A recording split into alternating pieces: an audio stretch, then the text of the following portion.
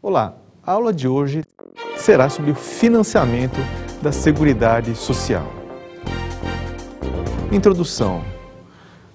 Estudamos a Constituição Federal, artigo 195, e esse artigo fala sobre o custeio da Seguridade Social. A aula de hoje será sobre o custeio da Seguridade, será sobre as contribuições previdenciárias, como as pessoas pagam a Previdência Social, como elas podem contribuir. Decreto 3048 de 1999, artigo 195.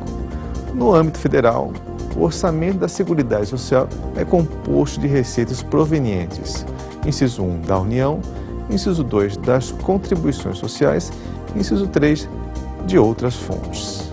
Esse artigo fala das fontes de financiamento da Seguridade Social, que podem vir da União, das contribuições sociais e de outras fontes. Vamos estudar a contribuição dos trabalhadores. Como que os trabalhadores recolhem para a Previdência Social. Contribuição do empregado, empregado doméstico e do trabalhador avulso. Conforme a Lei 8.212 de 91, artigo 20, a contribuição do empregado, inclusive o doméstico, e do trabalhador avulso, é calculada mediante aplicação da correspondente alíquota sobre o seu salário de contribuição mensal, de forma não cumulativa. Dessa forma, quando um empregado, um doméstico, um avulso, vai pagar a sua contribuição previdenciária, utiliza-se uma tabela. Essa tabela tem uma alíquota de 8%, 9% ou 11%. Conforme a faixa salarial do trabalhador, aplica-se uma alíquota, seguindo o princípio da equidade na forma de participação no custeio. Então, quem ganha mais, paga 11%, quem ganha menos, paga 9%, e quem ganha menos ainda, paga 8%. Por exemplo, uma pessoa que ganha R$1.000, um empregado que ganha R$1.000, a alíquota será de 8%. Ou seja, o valor descontado do seu salário no final do mês será de R$80, 8% de R$1.000. Já o segurado facultativo, ele recolhe com uma alíquota fixa. A alíquota do facultativo é de 20% sobre o seu salário de contribuição. Mas qual é o salário de contribuição do facultativo? Na verdade, ele que declara, ele que escolhe entre o valor mínimo, que é o salário mínimo, e o valor máximo, que é o valor do teto do INSS.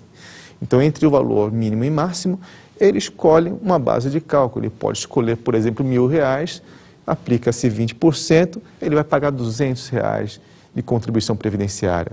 Ele pode escolher R$3.000, por exemplo, aplica-se 20%, ele vai pagar R$600 de contribuições previdenciárias. Por isso que ele é chamado de facultativo. Ele mesmo escolhe sua própria contribuição.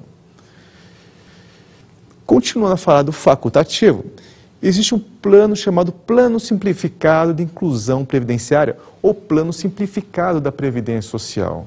O objetivo é diminuir a alíquota. Muitas pessoas, muitos facultativos, não têm a condição de recolher 20% sobre o salário de contribuição, né? Então, diminui-se de 20% para 11%. Ou seja, ao invés do facultativo recolher 20%, ele pode optar a recolher 11%. Porém, essa opção, ele vai recolher somente sobre o valor mínimo, que hoje é o salário mínimo. Então, ele vai recolher 11% do salário mínimo. Por outro lado, seus benefícios serão também somente sobre o valor mínimo. E ele não pode se aposentar nessas condições com aposentadoria por tempo de contribuição. Então, nesse caso, a aposentadoria por tempo de contribuição está excluída dos benefícios que a pessoa que optar por esse plano simplificado tem direito. Nesse caso, ele vai, então, se aposentar por idade. Já o recolhimento do contribuinte individual. Como que o contribuinte individual recolhe? Primeiramente, o contribuinte individual ele pode relacionar-se com o terceiro sob 4 pontos de vista, sob 4 formas. A primeira forma é o contribuinte individual relacionando-se com a empresa. Por exemplo, imagine um eletricista autônomo que presta serviço às empresas, serviço de eletricidade, um contribuinte individual, um eletricista autônomo. Ele vai relacionar-se com empresas sem relação de emprego, porque sua prestação de serviço é eventual. Nesse caso, o que acontece? Esse eletricista ele paga 11% sobre o que ele receber de remuneração dessa empresa. Na verdade, a empresa que desconta 11%. Né? A empresa desconta 11% do que vai pagar o eletricista. Por exemplo, se o eletricista ganhou R$1.000, a empresa vai descontar 11%, R$110. E o eletricista vai levar para casa R$890 no bolso. Né? E a empresa vai reter e recolher esse valor até o dia 20 do mês seguinte. O contribuinte individual também pode relacionar-se com produtor rural, pessoa física, com missão diplomática, com repartição consular ou com outro contribuinte individual equiparado da empresa. Na verdade, a regra para essas pessoas será diferente. Por que será diferente? Acabamos de ver que contribuinte individual, um eletricista autônomo que presta serviço para a empresa é obrigada a fazer o desconto de 11%. Já nesses casos, quando o contribuinte individual presta serviço, por exemplo, para uma repartição diplomática, para uma embaixada, por exemplo, essa embaixada, ela não é obrigada a fazer, não tem a obrigação de recolher os 11%, de fazer o desconto de 11%. E também essas empresas não têm a obrigação de recolher a parte patronal também. Né? Dessa forma, o segurado contribuinte individual que vai recolher por conta própria a sua contribuição. E a contribuição que ele vai recolher cabe, nesse caso, a alíquota de 20%. Então, imagina você, um eletricista prestou serviço para uma embaixada, a embaixada não tem a obrigação de fazer o recolhimento desse eletricista, ele ganhou R$1.000, o próprio eletricista vai ao banco e faz o recolhimento de 20%, no caso de R$200, 20% de R$1.200.